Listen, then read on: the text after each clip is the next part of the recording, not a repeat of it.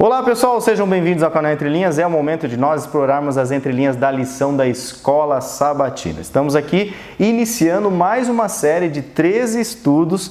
Estamos iniciando no formato de férias, então nessas primeiras lições não teremos aqui o quadro Entre Linhas, mas teremos aqui os quadros Alinhando a Doutrina, Na Ponta da Linha e, claro, na ponta da linha traremos aqui sempre uma cutucada das entrelinhas, né? Esse aqui é o Ricardo, eu sou o Lúcio, esse é o Alexandre, para quem não conhece no canal, e tem como tema geral desse trimestre Isaías, consolo para o povo de Deus. É uma lição temática, a gente estava esperando, né? Uma lição temática já no livro, né? Estou animado com a lição, parece Bíblia. Boa.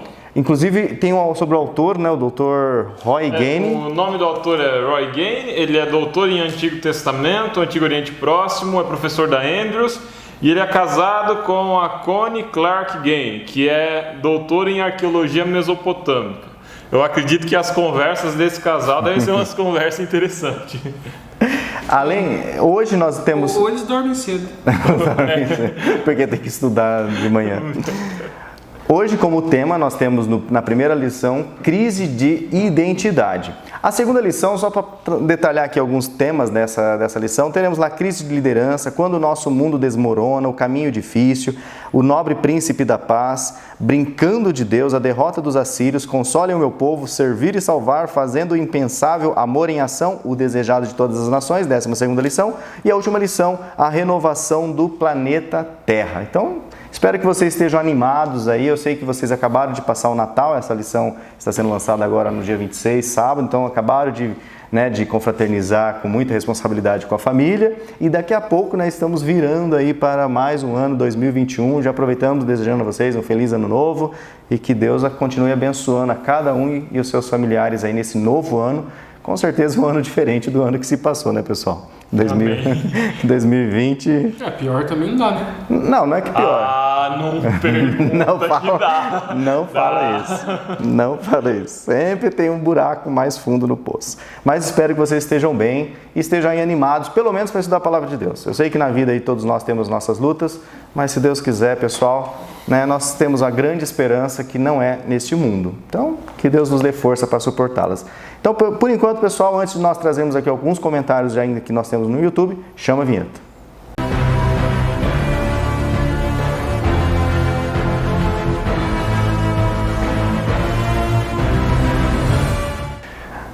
Bom, pessoal, antes de nós entrarmos aqui na doxologia do nosso canal, alinhando as doutrinas, nas pontas das linhas aqui, temos alguns comentários. O comentário de Lígia Santos. Bom dia, meninos, vou assistir agora, quando ela já assistiu. Obrigado, Lígia, pelo seu comentário. A Vandesia Botelho. Sentirei falta das entrelinhas. Boas férias, meninos. Mas o quadro volta já, viu? Vandesia. O Peterson Valber Silva Souza, bom dia meninos, boas férias, Deus abençoe, amém, Peterson, obrigado por tudo, revendo tudo, e ele posta aqui o link do primeiro vídeo. Por desenterrar longe, hein? Aí, Peterson, eu cliquei no seu... O Ricardo tem vergonha dos primeiros vídeos. Eu cliquei no seu comentário, fui lá ver, Eu não. Este é o link para o primeiro vídeo do canal. Eu não gosto dos primeiros vídeos. Então, tá. O Ilustre, mande depois o nome seu, Ilustre, de onde você é, ele falou assim, antes eu não tinha paciência de assistir tudo, mas agora já até acostumei e não fico sem assistir. E agora comentando pela primeira vez. O Tiago aqui, ó. Tiago de Linhares. Então, Tiago, um abraço aí. Pois é, agora que ele acostumou, aí a gente faz vídeo de 45 minutos, não é, gente? Isso. Agora que o Tiago estava forte, aguentando 2 horas de vídeo no Aí a YouTube. gente faz de 45. Deu até um peso na consciência. Vai lá, Tiago. Fique firme e forte até fevereiro, hein? Maria Lúcia Machado Figueira, feliz sábado, meninos, vocês merecem curtir um pouco de férias, são dedicados e poucos jovens se dedicam tanto à missão sem nenhuma compensação financeira. Que exemplo. Maria Lúcia, Deus seja louvado. Maria Lúcia, eu queria dizer para você, realmente, nós não temos nenhuma compensação financeira, mas é um prazer, participar desse ministério, principalmente pelo aprendizado, pela amizade. E o que a gente pensa é, se você é cristão, você tem que fazer algo. Você tem que estar envolvido em alguma coisa, você tem que estar envolvido com o estudo da Palavra de Deus, tem que estar envolvido com o seu cristianismo. É um prazer, mas cansa. Tem comentário igual esse que levanta a gente, mas tem comentário também que eu vou te contar. Não, é a vida. O Gleidson Souza, parabéns pelo estudo, um abraço, valeu Gleidson. A Flávia Gariani, minha esposa, né? Para você, Ricardo, mesmo sendo malvado, ela mandou os corações. Eu sou o Ricardo, esse aqui é o lado mal da força, tá? Ali é o lado bom da força, o Lúcio não tem força. Não, tô no meio aqui. Ô louco, Lúcio é o lado bom da força. E Edilza Nascimento, assistido, curtido e compartilhado. Bom sábado e boa semana a todos. Vamos por enquanto aqui, depois no segundo vídeo eu já leio Tem os outros alguns do comentários. vídeo anterior também, Lúcio. Tem, eu vou aproveitar esses comentários mais antigos No próximo vídeo? Nos próximos então vídeos. Beleza, pessoal? Nosso muito obrigado pelo comentário.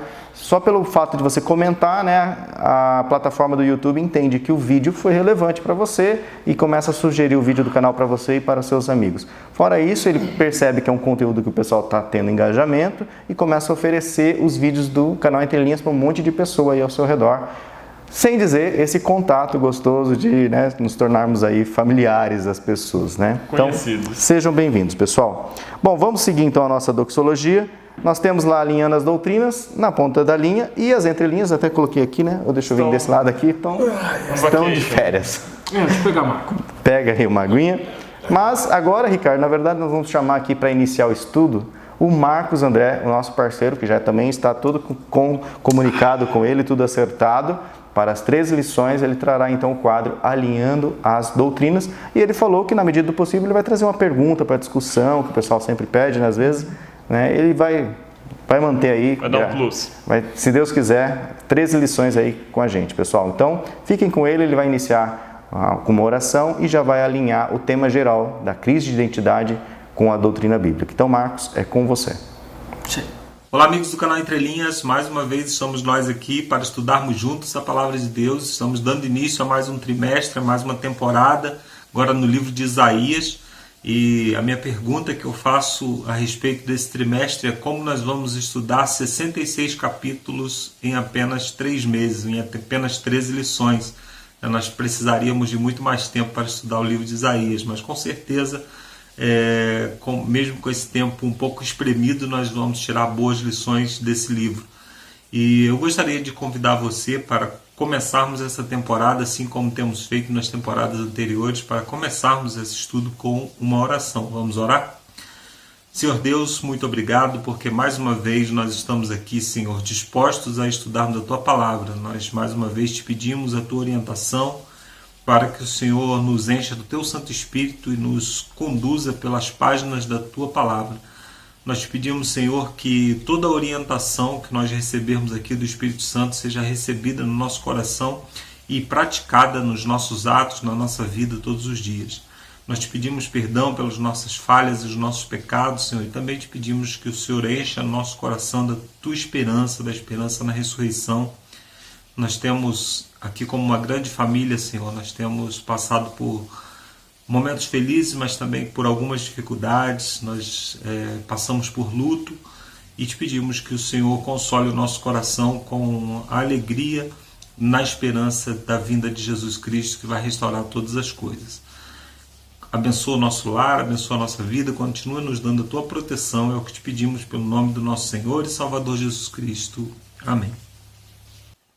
Muito bem, amigos, esse é o quadro Alinhando as Doutrinas, aquele quadro que nós sempre trazemos uma das doutrinas que aparecem nas entrelinhas da lição. A lição dessa semana tem como título Crise de Identidade. E essa crise de identidade, obviamente, não é da parte do profeta, porque ele sabe muito bem quem ele é. Ele já começa se identificando, dizendo que ele é Isaías, filho de Amós. A palavra Isaías ela começa com o tetragrama e significa o Senhor socorre, o Senhor salva, o Senhor ajuda. Poderia ser traduzido dessa forma. E também a crise de identidade não é a respeito da origem da mensagem, porque ele já começa o seu livro dizendo que é uma visão da parte de Deus. Já no primeiro capítulo do seu livro, ele diz que o Senhor falou, ele diz, o Senhor é quem fala, escutem as palavras do Senhor, o Senhor diz, a boca do Senhor disse, o Todo-Poderoso diz. Todos esses versos eles falam sobre a origem da mensagem do livro de Isaías. Então Isaías está declarando publicamente que as suas visões, que aquilo que ele escreveu, elas têm origem divina, elas têm origem na inspiração divina. Ou seja, ele está falando da nossa doutrina número 1, que fala que a Bíblia é inspirada por Deus, toda a Bíblia é inspirada por Deus. Eu escolhi falar sobre essa doutrina hoje porque o livro de Isaías ele me ajuda muito a aceitar, na minha pouca fé, né, ele me ajuda a aceitar a inspiração bíblica, ele me ajuda a compreender a inspiração bíblica. E eu gostaria de dividir aqui alguns desses temas, porque que eu creio, que eu uso o livro de Isaías sempre como uma referência para crer na inspiração bíblica. A primeira coisa que eu gostaria de destacar é que o livro de Isaías ele é considerado o evangelho do Antigo Testamento. Então isso mostra que a Bíblia ela tem unidade, que tanto no Antigo quanto no Novo Testamento Deus está falando de graça, Deus está falando de misericórdia, Deus está falando sobre salvação, que a justiça de Deus ela é sempre mediada pela salvação, pelo perdão. Por exemplo, aqui em Isaías, no capítulo 1, verso 18, diz assim: Vinde, pois, e arrazoemos, diz o Senhor, ainda que os vossos pecados sejam como a escarlata, eles se tornarão brancos como a neve, ainda que sejam vermelhos como a carmesim, se tornarão como a lã. Então esse verso, como outros do livro de Isaías, que falam de apagar pecado, fala dos teus pecados eu não me lembrarei mais, e coisas desse tipo, me falam a respeito de uma unidade. Tanto no Antigo Testamento quanto no Novo Testamento, Deus está passando a mesma mensagem para o seu povo. Eu estou disposto a perdoar. Eu estou disposto a fazer com que vocês sejam perdoados através do sacrifício de Jesus. Uma outra coisa importante a respeito do livro de Isaías são as suas profecias cumpridas. Por exemplo, no capítulo 45 de Isaías, verso 1 diz assim: Assim diz o Senhor a seu ungido, a Ciro, a quem tomo pela mão direita para abater as nações ante a sua face, para descingir os lombos dos reis e para abrir diante dele as portas que não se fecharão. Esse texto ele registra uma profecia contra a Babilônia. Se você ler o final do capítulo 44 e início do capítulo 45, você vai perceber que ali está sendo descrito como que Babilônia cairia e através de quem? Através de Ciro. No ano 539 a.C., a história registra que Ciro invade Babilônia pelo leito do Rio Seco, exatamente como o texto diz, e destrói a cidade que até então parecia intransponível. O grande problema é que esse texto ele foi escrito mais de 100 anos antes de Ciro nascer, ou seja, é um texto que profetiza o nome de Ciro quando ele nem sequer havia nascido ainda. Por causa dessas coisas, muitas pessoas pensavam que ao longo da história o texto havia sido modificado, ou seja, quando as coisas iriam acontecendo, as pessoas, os copistas, eles iam modificando aquilo que havia sido escrito para que se adequasse à história. Nós não tínhamos como provar, né? Os religiosos não tinham como provar que isso não era verdade. Por quê? Porque os manuscritos mais recentes do Antigo Testamento, eles datavam do 4º século depois de Cristo, ou seja, muito próximo da nossa era e muito distante lá de quando foi escrito.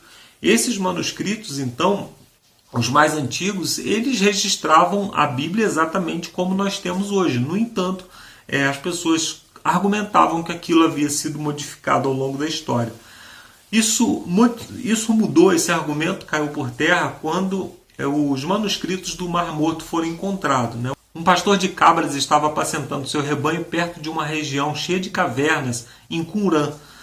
Ele encontrou alguns vasos com alguns manuscritos e depois que esses manuscritos foram conhecidos, se tornaram conhecidos, perceberam que eles pertenciam aos essênios que viveram naquela região e na verdade faziam parte de uma grande biblioteca. Muitos manuscritos foram escritos, manuscritos que continham salmos, orações, cantigas que eles utilizavam, tradições dos essênios.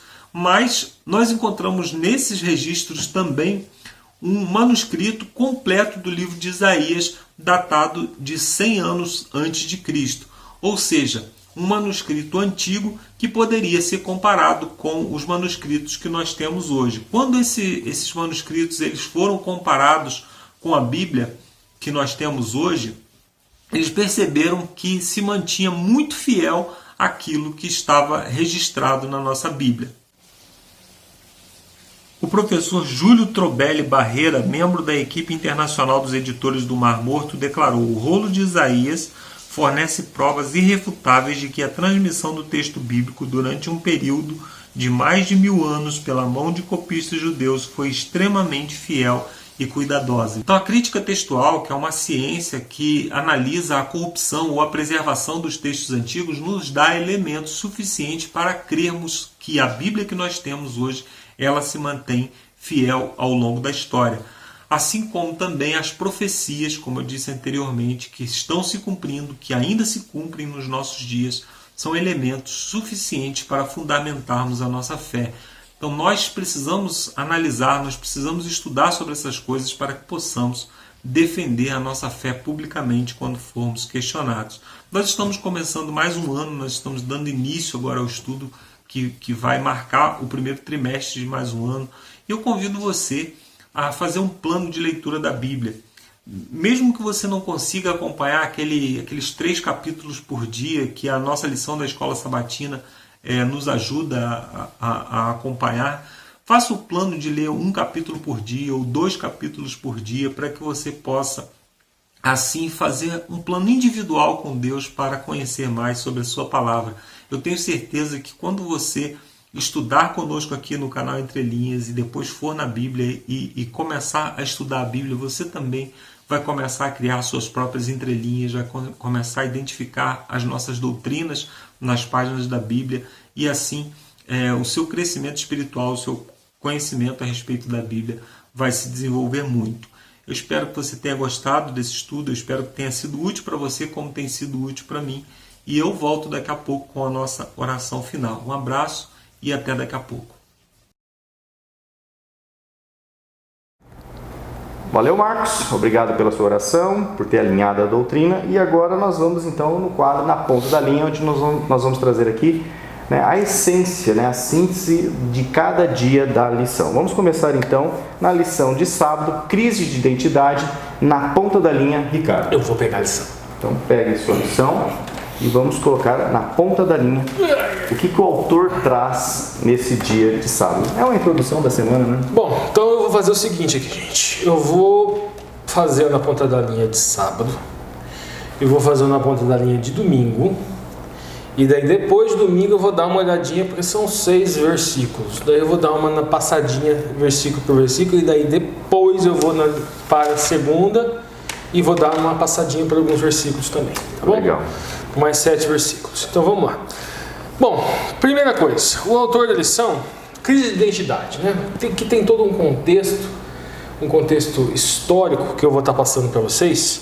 Mas primeiro, no sábado, o autor da lição, ele vai trazer 2 histórias. Ele vai trazer uma história na Irlanda, onde ele fala que é muito comum se ver manada de vacas e elas se alimentando, vamos dizer assim, à beira da estrada, e elas voltam sozinhas.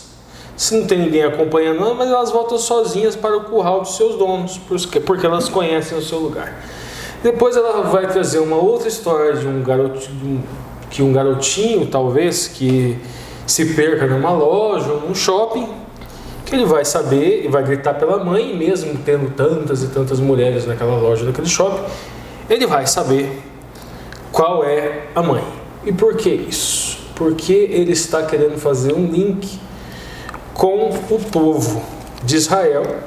E um versículo de Isaías capítulo 1, propriamente o versículo 3, criei filhos, no caso esses filhos aqui, Ben, é Israel, engrandeci, eu dei glória a eles, mas eles estão revoltados contra mim. O boi, aí no texto bíblico vai falar do boi, o boi reconhece o seu possuidor, o jumento, o dono da sua manjedoura, mas Israel não tem conhecimento. Eu vou falar depois sobre as expressões hebraicas desse versículo aqui, depois da lição de domingo. Então vamos fazer mais rápido o sábado, ficar só na ponta da linha mesmo. Vamos lá, domingo. Então agora, no domingo, temos como tema Escutem, ó céus, na ponta da linha de domingo, Ricardo. Vamos lá. Primeira coisa, o autor da lição vai falar sobre o início do livro de Yeshayahu. Yeshayahu é Isaías, tá? E vai falar que a primeira coisa que o livro apresenta é a questão do autor. Quem foi o autor do livro? Aí existem algumas questões que eu vou trazer aqui para vocês. Primeiro, como eu já adiantei, Yeshayahu. A expressão em hebraica, sempre quando acaba o Yahu, quando vai introduzindo o nome, não coloca Yud, Re, Vav, Re, coloca só Yud, Re. E daí fica esse som no final, Yahu, no final, mas no final do nome, né? E esse Yeshá é da mesma raiz de Yeshua, salvação, e da mesma raiz de Yehoshua, que é Josué. Então, Yeshua, Jesus, e Josué, Isaías, eles vêm da mesma raiz. Yeshayahu significa Yahué, meu socorro. Yahué, meu salvador. Isso é nesse sentido. A questão do autor tem duas visões. Uma visão tradicional sobre a autoria do livro, que o mesmo Isaías histórico teria escrito o livro inteiro. E existe uma versão mais metida besta, vamos dizer assim, que fala em 3 Isaías. Vai falar, vamos dizer, de um proto-Isaías. Por que eu vou passar isso? Por que isso é importante? Porque é legal para a gente dividir o livro, sabe? Porque tem mensagens diferentes. Então, eles falam de um proto-Isaías, do capítulo 1 ao capítulo 39. Porque eles falam, não, houve uma mudança de estilo, houve uma mudança de assunto, então não é o mesmo autor. Aí fala de um Deutero-Isaías, do versículo 40 até o versículo 55. E o Trito-Isaías, deve ser o pai da pequena sereia, né? Tritão, não sei. Do capítulo 56 a 56. Lá no finalzinho. Só tem uma coisinha, né? Qual que é a posição nossa? A posição nossa é a posição tradicional, a posição judaico-cristã tradicional, que fala que é o Isaías histórico, que escreveu, que propriamente escreveu este livro, né? 66 capítulos. E existe uma evidência arqueológica que fortalece essa ideia, que os manuscritos encontrados em Qumran, eles não têm esta divisão. Então, se fossem 3 livros, haveria divisão. Sim. Inclusive, o finalzinho do capítulo 39, ele se estende para o 40, como se fosse um corpo num corpo só. Porque a divisão, né? Só lembrando para quem está chegando no canal, né? Depois. Divisão de versículos e capítulos foi feita depois, exatamente. Aí depois o autor da lição, depois que ele fala a questão da autoria, ele vai falar assim, a fonte da mensagem. Fala que é uma visão que veio de Deus. Essa expressão, visão, que a gente encontra lá no primeiro versículo de Isaías 1, ela é razão. Razão significa visão, revelação ou profecia. O Rosé é o profeta que tem uma visão, que tem uma revelação. É uma profecia no sentido de visão. A palavra razão, ela vem de razá, que significa profetizar, prognosticar, prever, predizer, ver ou olhar. Então é uma profecia no sentido de predição. Irizen, que significa o atuar como um cantor, ou o ofício numa cerimônia religiosa, porque a música estava muito associada também à profecia. Seguindo, depois ele vai falar o quê? Ele vai falar sobre uma questão do público primário. Para quem que era a visão? Para quem que era a visão, para quem que era a revelação, para quem que era o prognóstico. Para quem que era? Era para Israel. Mas Israel quando? Nós temos aqui, gente, logo no comecinho nós temos lá Uzias ou Zacarias, o nome Uzias ou Azarias, seria o 10º rei, reinou 52 anos, foi um engenheiro notável, houve um confronto com Tiglat-Pileser III. Tá, oi? Da Síria, né? Isso, eu já chego lá. Este cidadão teve lepra, nós vamos falar isso na próxima semana, mais detalhes disso, por um motivo, não importa qual, por enquanto só os nomes que a gente vai entender para onde que é. Aí depois nós tivemos Jotão. Jotão foi um bom rei, reinou por 16 anos, construiu a muralha de Ofes, construiu cidades, pontes, etc. E depois nós tivemos Acás, que foi um rei mau, sacrificou o filho, teve também um conflito. Esse conflito a gente não vai falar propriamente muito agora. Mas aí a terceira coisa que a gente vê no sábado aqui, gente, é o seguinte. Ele vai falar de Isaías 1:2, a última coisa que a gente encontra aqui no sábado. Domingo. No domingo, isso. No domingo. A última coisa que a gente encontra aqui no domingo. Ele vai falar, ouve o céu, preste ouvido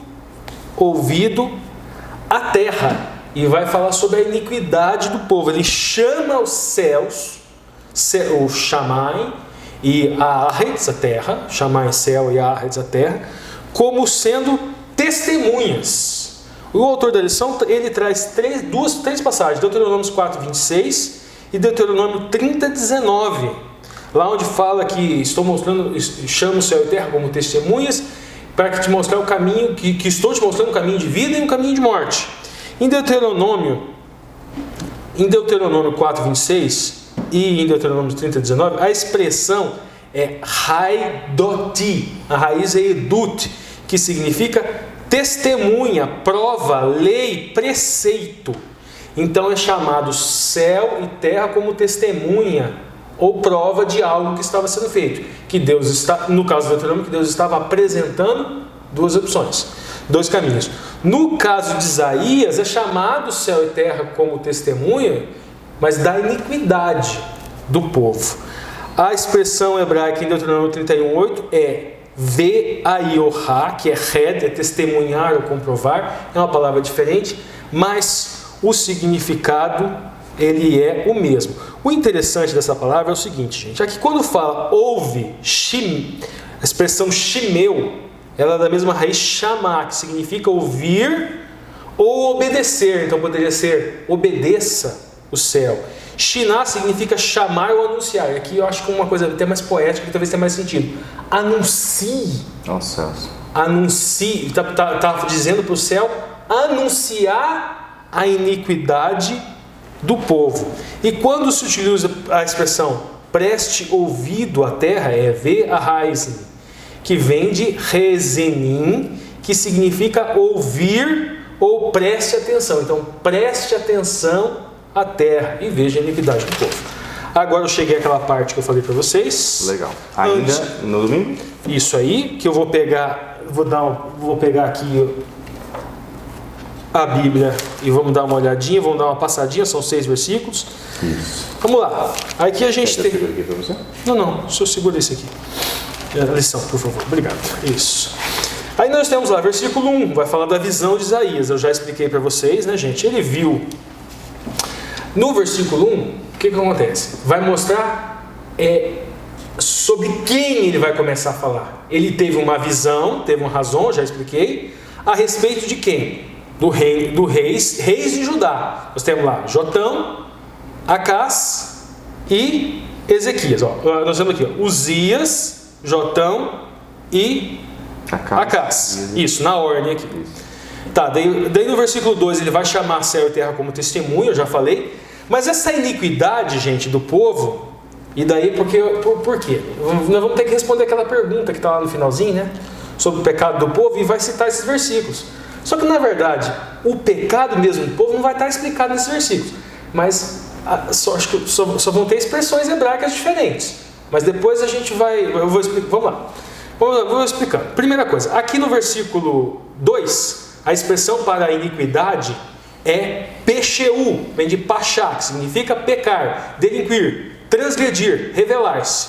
Vem também de pachá, que significa crime, pecado, delito ou negligência. Que essa negligência se encaixa perfeitamente negligenciar da viúva, que a gente vai ver lá mais pra frente, né? Isso. Aí, mas um detalhe que tem aqui, a expressão é um bet e um ai, é bi, que significa literalmente em mim. Então eles se revoltaram, a tradução está contra mim, mas literalmente significa se revoltaram em mim. Aí a gente tem lá no versículo 3, aquilo lá que a gente falou lá na lição de sábado, né, gente? Que vai falar do boi, que é chor em hebraico, e a expressão que o boi conhece é iedá. É uma expressão de tamanha intimidade que significa saber, mas também significa em alguns contextos coabitar, ter relações sexuais. Por quê? Porque Israel, escatologicamente, é a esposa. e ela não estava tendo intimidade com a santidade do Eterno. Aqui a relação sexual é no sentido de compartilhar a intimidade. Aí no versículo 4 tem um ai, a expressão roigoim. Nós temos no livro do Apocalipse, nós estamos acostumados, aqui em Isaías tem, se não me engano, 6 ais. No Novo Testamento nós temos mais alguns ais, e no Apocalipse nós temos 3 ais. A expressão hebraica roi, ela vem de havá, que significa desgraça, tormento, malícia, astúcia, prejuízo, e fala ai do povo, ou seja, desgraça do povo, tormento do povo, malícia do povo, astúcia do povo, prejuízo desse povo pecador. E a expressão rot vem de hatat. Hatat significa pecar, errar, fracassar ou equivocar-se.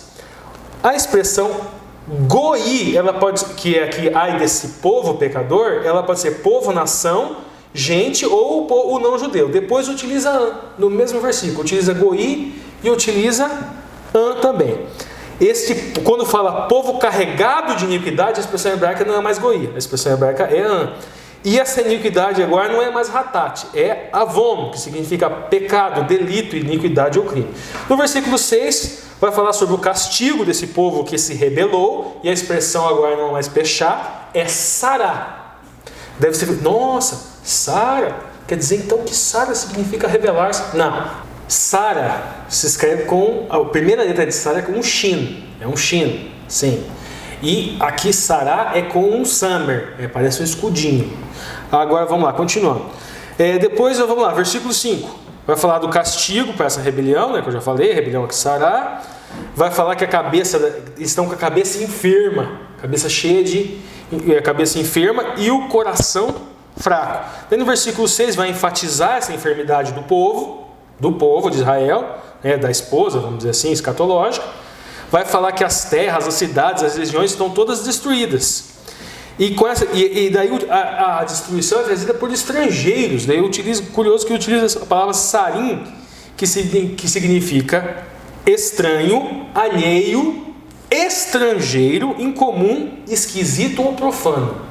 Lembra lá que o goim também é povo, mas também significa estrangeiro? Só que ele não carrega esta pecha que o sarim. Então as suas terras estão assoladas por estrangeiros, mas com conotação de profano. Continuando, aí faltam só 2, 1:8. Aí utiliza a expressão filha de Sião, Vat-Sion, que significa Sião, Jerusalém ou Israel, e que esta Sion seria sitiada. E por último, vai falar do remanescente, que se Yahweh não tivesse deixado um remanescente, um sarid, a expressão hebraica, sobrevivente, fugitivo, refugiado, o resto, o que sobra, o resíduo, estaríamos igual, Israel estaria igual Sodoma e Gomorra. Legal, pessoal. Avançando agora na ponta da linha, vocês perceberam que tem umas entrelinhas aí nas pontas das linhas, né, pessoal? Uma grande entrelinha. Na segunda-feira tem um título bastante impactante: Ritualismo Podre. Ricardo, traz para nós na ponta da linha de segunda. Então, gente, o que eu falei? Tem aquela pergunta lá, qual que é o pecado do povo? E daí fala daqueles versículos. Fala daqueles versículos que a resposta está lá. A resposta não está lá. A resposta está na lição de segunda-feira. Está em Isaías 10, no capítulo 10 ao 17, que está a resposta, qual é o pecado do povo. Primeiro versículo. A lição basicamente é Isaías 1, do versículo 10 até o versículo 17. Então, versículo 1, 10. Vamos lá. Ouve a palavra do Senhor. Aqui é Yahweh, é o tetragrama sagrado. Curioso, gente, que palavra do Senhor. É Davar Adonai, Davar e Yahweh. Vós, príncipes de Sodoma, prestai ouvidos à Torá de Deus, a lei de Deus. Torá em hebraico é lei enquanto instrução. Ok. Vós, povo de Gomorra. Aí o 11. De que me serve a mim multidão de vossos sacrifícios, diz o Senhor. Aqui começa a responder a seguinte pergunta. O pessoal fala, a iniquidade do povo. Eu acho que eles não estavam guardando o sábado. Eu acho que talvez fosse as festas judaicas que eles não estavam fazendo direito. Estão fazendo sacrifício. Eu acho que era o sacrifício expiatório que eles não estavam fazendo direito. Mas hoje a gente guarda o sábado tudo certinho. Então não é igual àquela época. Aí a pessoa pensa, não, mas talvez, sei lá, fosse o incenso. Igual, porque teve um rei lá que o incenso ele sacudiu errado, não era descendente de Arão, e por isso que ele foi punido. Vamos ler aqui, vamos ver se o problema era a ritualística, que é justamente o título dessa semana. De que me serve a mim multidão de vossos sacrifícios? E aqui ó, serve de nada. Fala, olha só, já estou farto de seus holocaustos, holocausto de carneiro, gordura de animais. Mas não foi o próprio Deus que criou essa mitzvah, gente? E aí? Não folgo com sangue de bezerros, mas não foi o próprio Yahvé que mandou matar bezerro, nem de cordeiros, nem de bodes. Daí o 12, quando vindes para compareceres perante mim, quem requeriu, aí a pergunta, quem requereu das vossas mãos que viesse pisar nos meus atos? Foi ele próprio, é a questão, olha lá. Mas vamos continuar, fica meio esquisito se a gente para aqui. Não tragais mais, aí o 13, né? Não tragar mais, no incenso é abominação, incenso para mim é abominação. As luas novas, as festas das luas novas, abominação. Sábado, abominação. Convocações santas, abominação. Não posso suportar a iniquidade, aqui a expressão avon. Então vamos lá, daí a gente vai lá para o 14, as vossas luas novas, as vossas solenidades aborrecem minha alma, já me são pesadas. Aí o 15, gente, vamos lá, olha o 15. Pelo que quando estendei as vossas mãos, quando vocês estendem as vossas mãos no sacrifício, em toda essa ritualística, eu escondo meus olhos, porque Deus é onisciente, Ele sabe o que está acontecendo. Mas aqui no texto a gente ainda não tem ideia do que está acontecendo. Logo, logo a gente vai saber o que está acontecendo, tá? O que Deus está vendo em toda aquela ritualística. Quando multiplicais as vossas orações, não as ouço, porque aí começa. Aqui a gente começa a entender. A lista de pecado, né? Porque vossas mãos estão cheias de sangue. E esse sangue, gente, não é sangue de cordeiro, de bode, não é bem isso, vocês já vão entender. Daí, agora o Eterno clama, lavai-vos, purificai-vos, tirai vossa maldade, atos diante dos meus olhos, cessai de fazer o mal. 17, aí começa, aprendei, aqui no 17, aprendei a fazer o bem. A expressão aqui, gente, a expressão aqui hebraica para fazer o bem é lidemu retem. O lamed significa aprender, estudar, mas aqui é o significado mais interessante que foge. Acostumar. Acostuma-te a fazer o bem. É algo repetido que deve se tornar padrão. Aí depois a segunda, gente, olha só. Praticar aquilo que é reto. Direshu mishpat, é buscar a justiça. Agora continuando. Aqui ajudar. Aí começa, gente. Aí a gente já começa a entender o que ele não estava fazendo. Ajudai o oprimido. Asherut. E asherut também pode significar guiar o oprimido. Chamou significa oprimido, ou aquela pessoa, ou roubado. Provavelmente estava vendo coisa parecida com a exploração, fraude. Exploração, fraude, exatamente. Depois, gente, fazei justiça ao órfão. E depois, por fim, tratai da causa das viúvas. Vinde então, daí depois a gente... 17 acabou, né, gente? Esse é o segundo. Agora a gente vai para o Alexandre. Sim. Bom, aqui já avançando agora para a lição de terça-feira, onde tem como tema o argumento do perdão. Na ponta da linha, Alexandre. Então, na lição de terça-feira ele vai falar, justamente como diz o título, da possibilidade de perdão. Na lição de segunda aponta o pecado. Essencialmente o pecado aí era a violência, a exploração sobre o oprimido, a ignorância em relação a necessidades da viúva, do órfão. Era isso. E a ritualística se tornava vazia.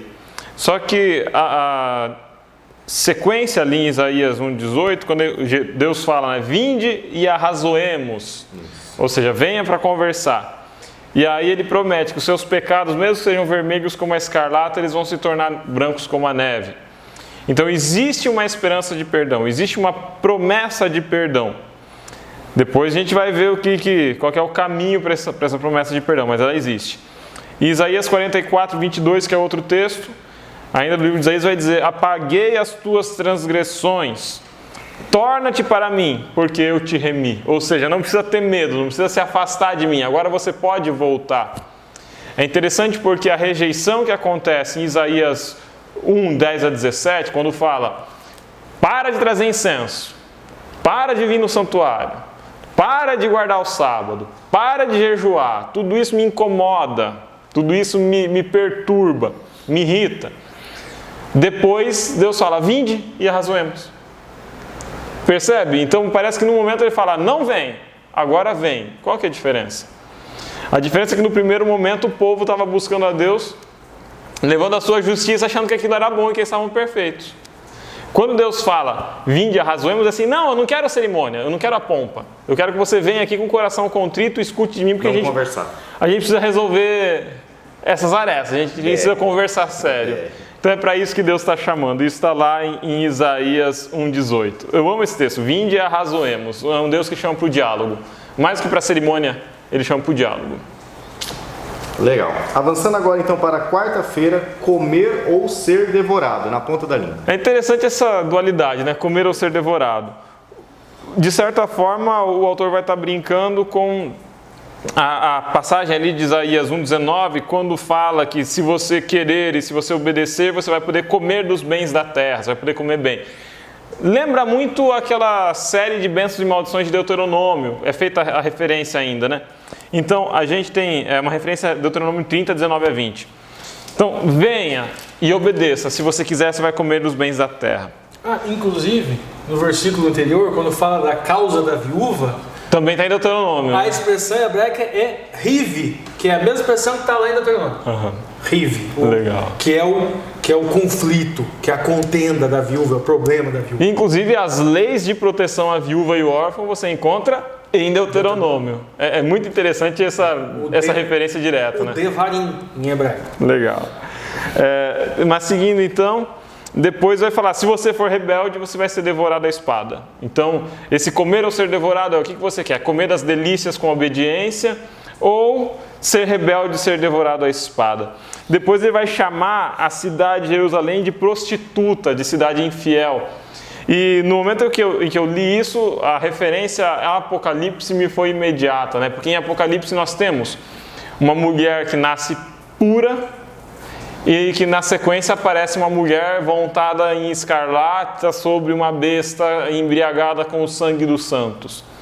Algumas interpretações de Apocalipse colocam ainda que as duas mulheres são a mesma em momentos diferentes, né? Nós temos uma igreja apostólica pura e depois essa igreja, durante o processo de romanização, ela se torna a meretriz assentada sobre a besta. E aqui a mesma descrição como prostituta é feita à cidade de Jerusalém. É interessante isso. E aí qual que é o problema de volta? O problema é que não fazem justiça ao órfão e à viúva. Isso vai estar na sequência de Isaías 1, 19 a 31. E qual que é a solução daí? Agora, qual que é o caminho para a solução? Deus fala que Ele vai te purificar. Te purificarei. Só que o processo de purificar é muito estranho. Porque a gente pensa assim: tá tudo ferrado, bagunçando com a viúva, bagunçando com o órfão. Agora Deus vai pegar, vai acolher e vai falar assim: agora você vai virar bonzinho. Não. Voltarei contra ti minha mão. Ou seja, eu vou te castigar, eu vou tirar de você a minha proteção. Te purificarei. Só que essa purificação aqui exige extirpar. Então imagine uma ferida podre, que vai precisar ser amputada a parte dessa ferida, vai precisar limpar, vai precisar raspar pelo menos raspar bem essa carne morta. Então, te restituirei juízes, Sião será redimida. Beleza, mas o que vai ser arrancado aí? Aí vai estar lá no final, no último verso, que é o 31, que fala que o forte vai servir de estopa e a obra do forte vai servir de faísca, e que no final vai queimar tudo. Ou seja, uma parte importante do povo de Israel, justamente essa parte que se considera forte, essa parte que explora a viúva, essa parte que explora o órfão, essa parte que explora o oprimido, ela e as suas obras vão arder. Uma vai servir de estopa e outra vai servir de faísca. Então, há a necessidade de um expurgo no povo de Israel, na Jerusalém. Essa redenção aqui, e essa purificação que é prometida em Isaías, não é só o perdão para o povo. É o perdão para aquele que aceita obedecer, mas é também a destruição e o juízo para aquele que é o opressor da causa do oprimido, aquele que pratica a violência e a iniquidade. Pode falar. Eu não quis cortar no meio do Alexandre, porque quem não gosta de mim pode pular a minha parte, né? Então daí eu já falo isso depois. O Alexandre falou do Deuteronômio, né, Devarim, inclusive no começo do versículo vai Yahweh Davar, a palavra, e Deuteronômio é Devarim, que significa também as palavras, as palavras, no plural, vamos dizer. Davar, singular, Devarim, plural, as palavras. E, no caso, várias referências ali em Isaías, inclusive nós citamos umas. Estão apontando para o Deuteronômio, né? Ariv, da viúva, que é a causa da viúva. Nós temos lá em Levítico, Deuteronômio, também Mariv, que é um conflito entre Israel, a esposa e o esposo. Mas eu acho que tão interessante quanto as referências ao Deuteronômio, é uma outra referência que está subjacente ali, que é referência, não diria, mas uma outra conexão, que é a conexão com Oséias e com Apocalipse, que é a figura da mulher e da Jerusalém. É muito interessante, e aí olhando para um lugar mais escatológico, né? Mas é uma outra referência que talvez ela está, vamos dizer assim, tá baixo, não é uma referência tão direta quanto a Deuteronômio, mas é interessante. Isso. No caso, está ali no Pardês, ali a gente encontra ali a gente tem ali o Peshat literal, Remes, está no alegórico ali, está na interpretação alegórica. Legal, pessoal, e agora ainda nós temos na ponta da linha aqui de quinta-feira, que tem o título Um Sinistro Cântico de Amor, na ponta da linha. Um sinistro cântico de amor, porque é um amor que vai destruir. É porque o amor precisa destruir a parte que está estragada para salvar a parte que está sã. É um amor que precisa amputar nesse caso. Isaías 5, 1 a 7 agora, ele vai falar de uma videira, de uma vinha, né? Desculpa, uma vinha boa que dá uvas brabas.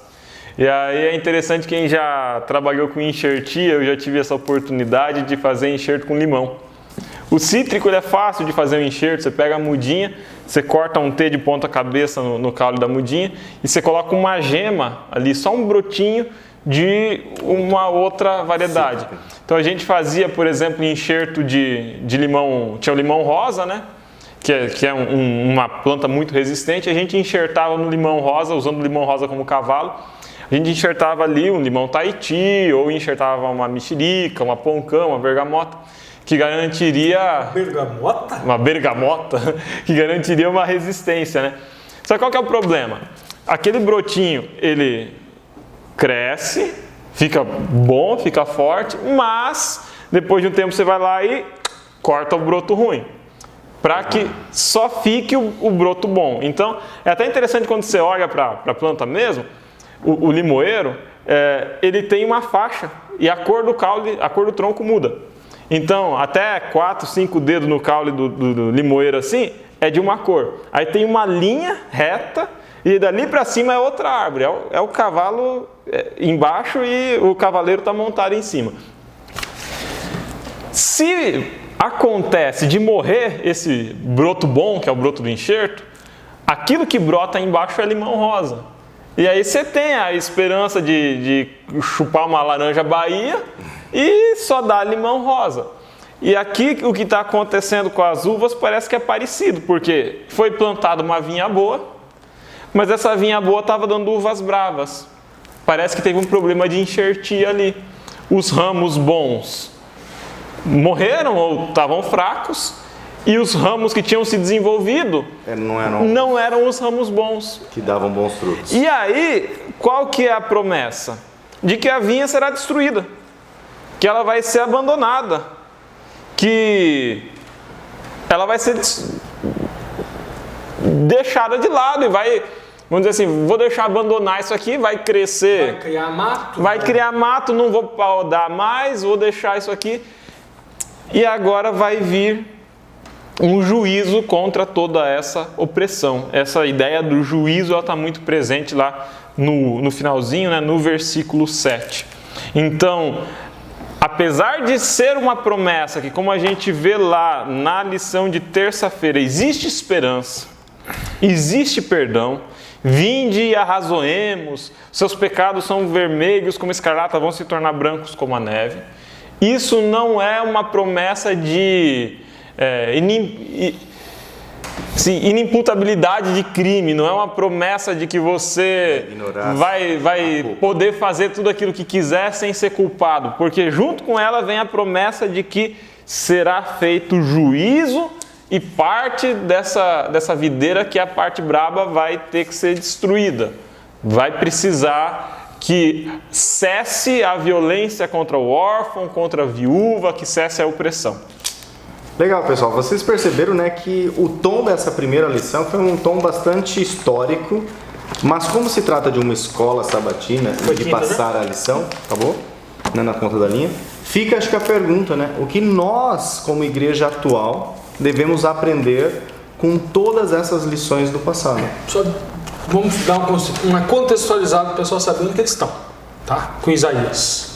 Vamos lá, gente. Vou desde o comecinho, lá, Adão e Eva, Caim e Abel, a gente tem lá Enoque, foi pro céu, Noé. Poxa, pula para Abraão, cara. Ah, não, Noé, dilúvio. Acelera. Noé, não, tá rápido, fica calmo, fica quieto.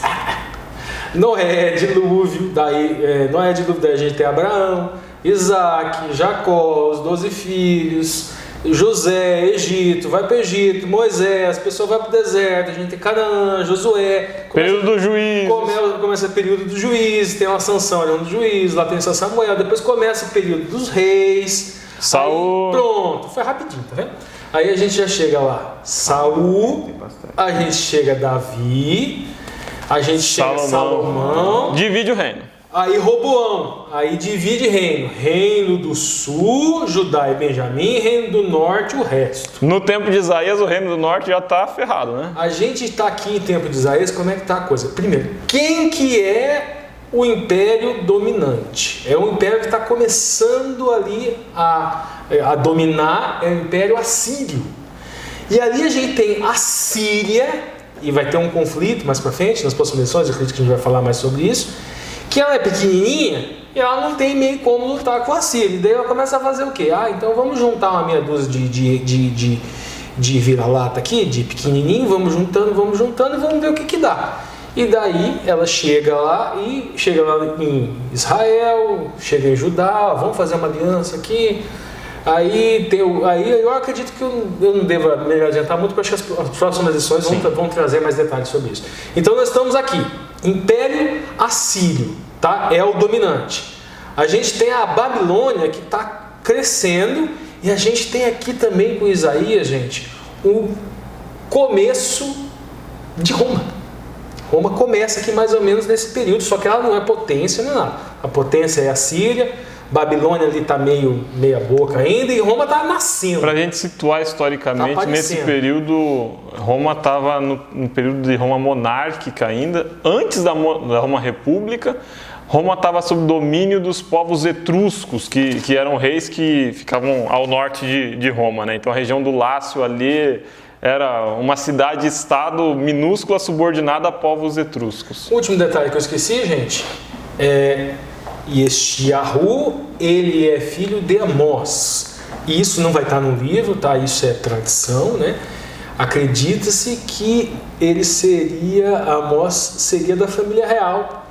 E não é o Amós do livro de Amós. Que não é o Amós profeta. Ah, tá. Não é o Amós profeta. Que vem antes de Obadias. Não, inclusive ele seria, o Isaías seria talvez primo de Uzias. Então, no caso, o Amós seria da família real, Uzias também da família real.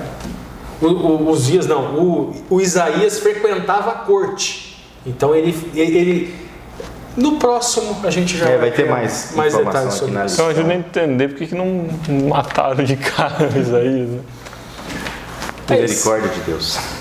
Bom, pessoal, essas então foram nas pontas das linhas aqui para vocês. E agora, para encerrar esse estudo, né, um estudo com formato especial de férias, chamamos aqui o Marcos André, então, que encerra com uma oração. Marcos, é com você. Muito bem, amigos, chegamos ao final de mais um vídeo, chegamos ao final de mais uma lição. Eu espero que você tenha gostado do conteúdo até aqui, espero que você já tenha encontrado a sua própria entrelinha nas entrelinhas da lição.